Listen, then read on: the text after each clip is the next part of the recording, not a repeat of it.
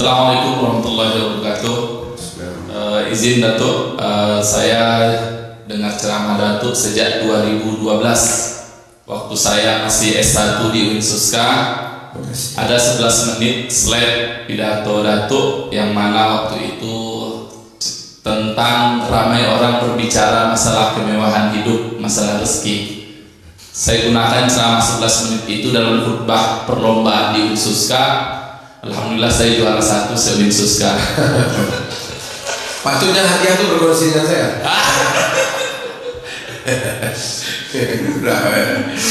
Baik, ini tuh yang ingin kita tanyakan adalah,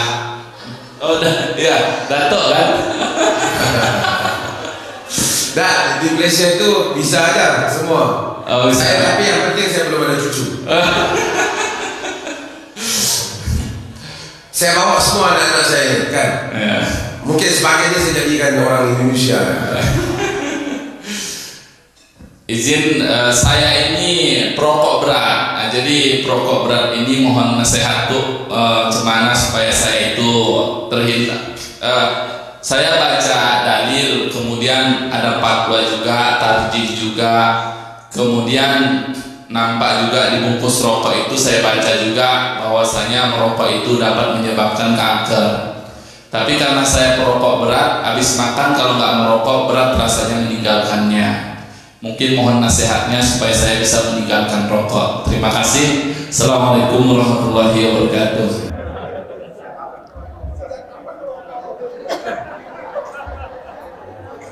Nasihat saya yang pertama, jangan beli rokok. Nasihat yang kedua, jika orang beri jangan ambil.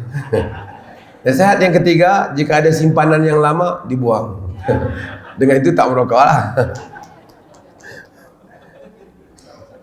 Ya, semua orang ada kelemahan dia. Cuma saya nasihatkan, oleh kerana soalan ini ditanya, saya nasihatkan untuk siapa yang mendengar soalan ini ialah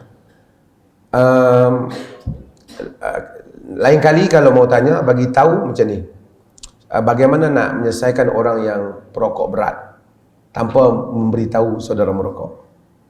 Kerana merokok tu satu kesalahan di agama, dan agama tidak menyuruh kita mendedahkan kesalahan kita pada orang ramai. Kan? Dalam hadis yang diriwayatkan oleh Imam Muslim, yang macam semua kita tahu, satu orang datang pada Nabi, beritahu, ya Rasulullah, alajtu imra'atan fi aqsa Madinah. Aku telah berasmara dengan satu wanita di ujung bandar dan kami telah buat semua hal kecuali zina. Nabi diam. Kata Sayyidina Umar, qad satarakallah law satarta nafsak. Dalam hadis riwayat Imam Muslim, Allah telah menutup keaibanmu, sepatutnya kau tutup. Maksudnya tak payahlah datang bagi tahu di dalam majlis Nabi.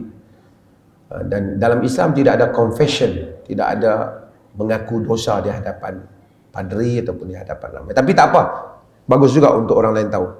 Saya banyak kali juga ulangi nasihat ni, kerana saya tengok kadang-kadang ada penceramah ataupun pemidatu, mereka suka kalau orang bagi tahu kesalahan dia, kemudian nangis-nangis, kemudian dia ambil videonya, kemudian dia dapat likes yang banyak dan dapat view yang banyak, kemudian dia pun nasihat pergi nangis-nangis.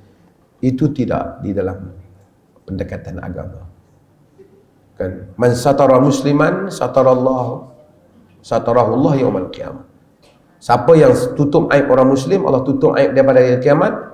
Dia merangkumi diri dia sendiri. Bahkan ada riwayat Umar bin Khattab radhiyallahu an, apabila mendengar tentang salah seorang pasukan, panglima tentera pasukan dia tu, bila mereka pergi dalam peperangan, sebelum peperangan mereka berehat malam-malam.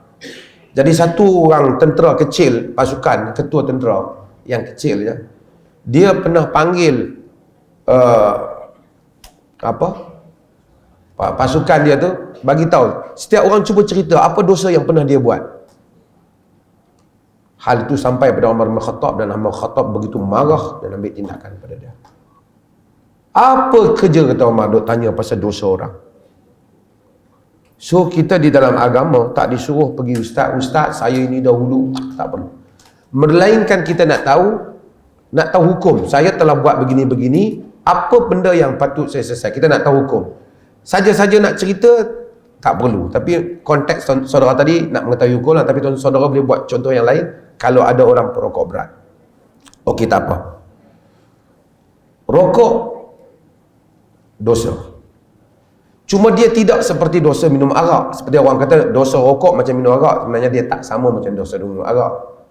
Kerana arak dosanya jelas dengan nas. Rokok dosanya ialah dosa disebabkan kesan bahaya, dan agama menentang untuk kita membahayakan diri kita. Itu saja dia punya kesan. Berdosa, tapi kata di atas dasar tu macam orang ambil gula begitu banyak tiap hari yang dia tahu dia akan kena penyakit. Sama juga. Maka dengan itu diri kita, wa inna li nafsika 'alaika haqqan, untuk dirimu ada hak. Nabi lihat satu orang nama Abu Israel, dia duduk tengah panas. Kenapa? Dia bernazar. Nabi kata suruh dia duduk tempat teduh. Tak ada, hatta nazar dalam agama pun tak boleh nazar benda yang membahayakan diri. Tak boleh. Melainkan jihad, itu peperangan, itu lain.